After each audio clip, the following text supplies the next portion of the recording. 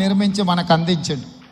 వారి వారసత్వంగా వచ్చిన ఈ కట్టడాలు మొన్న జరిగిన ఎండాకాలంలో తాగునీటి సమస్య వచ్చే కృష్ణా గోదావరి ఎండిపోతే హైదరాబాదు నగరానికి దాహార్తి తీసింది గండిపేట అంటే ఉస్మాన్ సాగర్, హిమాయత్ సాగర్ నుంచి ఈ నగరానికి తాగునీటిని వాడుకున్నామన్న సంగతి రాష్ట్ర ముఖ్యమంత్రి నేను చెప్పదలుచుకున్నా.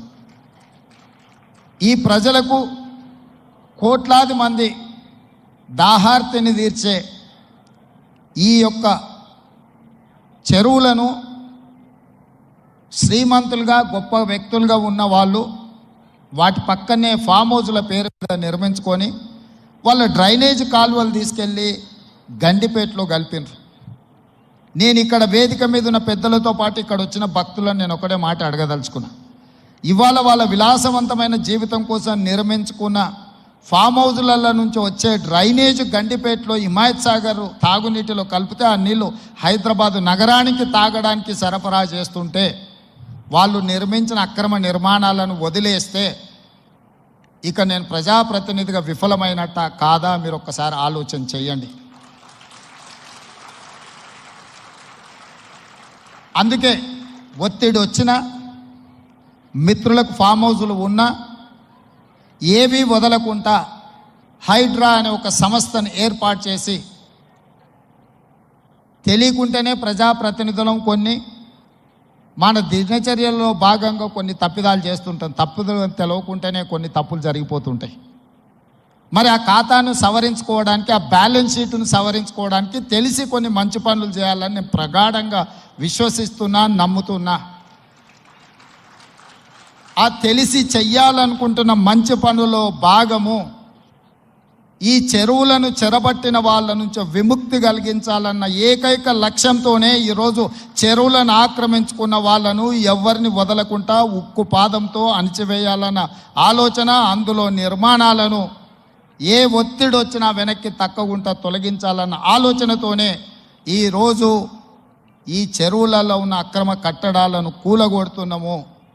దీనికి స్ఫూర్తి భగవద్గీత అనే కురుక్షేత్ర యుద్ధ సందర్భంలో అర్జునుడు ఆయుధాలను కింద పడేసి రాజ్యం కోసం భీష్మ పితామహుడు, అదేవిధంగా కర్ణుడు, దుర్యోధనుడు, దుశ్శాసనుడు, నా సహోదరులందరూ ఆ పక్కన నించుంటే రాజ్యం కోసం వాళ్ళందరినీ సంహరించడం, వాళ్ళని సంహరించి రాజ్యాన్ని సాధించుకోవడం ద్వారా ఏమి ఉంటుంది, ఏం మనశ్శాంతి వస్తుంది అని చెప్పి అర్జునుడు యుద్ధతంత్రం నుంచి తప్పుకుంటా అన్నప్పుడు శ్రీకృష్ణ భగవానుడు బోధించిందే భగవద్గీత.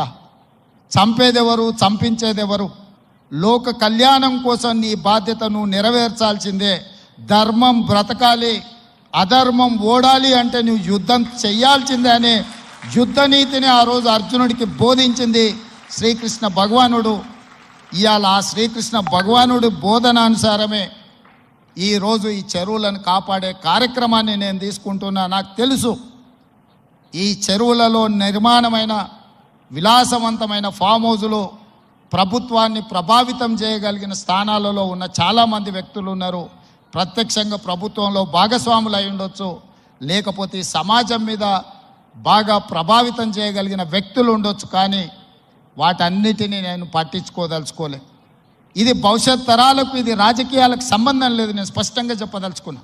రాజకీయాల కోసమో లేకపోతే రాజకీయ నాయకులను కొంతమందిని దృష్టిలో పెట్టుకొని చేపడుతున్న కార్యక్రమం కాదు ఇది.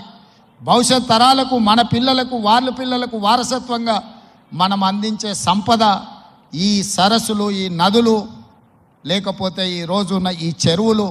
ఈ ప్రకృతి సంపదను మనం విధ్వంసం చేస్తే ప్రకృతి మన మీద కక్ష కడుతుంది. ప్రకృతి మన మీద ప్రకోపిస్తే మనం చెన్నైలో చూసినాం, అదేవిధంగా ఉత్తరాఖండ్లో చూసినాం, నిన్నగాక మొన్న వాయనాడు మనం కేరళలో చూసినాం. ఈరోజు ఇలాంటివన్నిటిని దృష్టిలో పెట్టుకున్నప్పుడు ఈ హైదరాబాదు నగరాన్ని రక్షించుకోవాల్సిన బాధ్యత మన అందరి మీద ఉన్నది. ఇది ఒక సుందరమైన నగరం. ఈ నగరానికి ఈ చెరువులే ఒక అందం. ఈ చెరువులను కాపాడే బాధ్యత ఈ ప్రభుత్వం తీసుకుంటుంది. ఎవరు ఏమనుకున్నా, ఎవరు ఏ ఒత్తిడి తెచ్చినా వాటన్నిటిని పక్కన పెట్టి చెరువులను ఆక్రమించుకున్న వాళ్ళ భరతం పడుతుంది ఈ ప్రభుత్వం అని చెప్పి నేను ఈ సందర్భంగా తెలియదలుచుకున్నా. ఆనాడు కురుక్షేత్రంలో ధర్మం వైపు శ్రీకృష్ణుడు అర్జునుడు నిలబడ్డందుకే ఈరోజు ఆ ధర్మం అనేది కాపాడింది. వాళ్ళు ధర్మాన్ని కాపాడితే ధర్మం మనల్ని కాపాడింది. ఈరోజు మనం చేస్తున్న పని కూడా అలాంటిదే. మీ అందరి సహకారం ఉండాలి. అదేవిధంగా నిర్వాహకులకు ఈరోజు విద్యకు సంబంధించి లక్షలాది మంది నిరుపేద విద్యార్థులు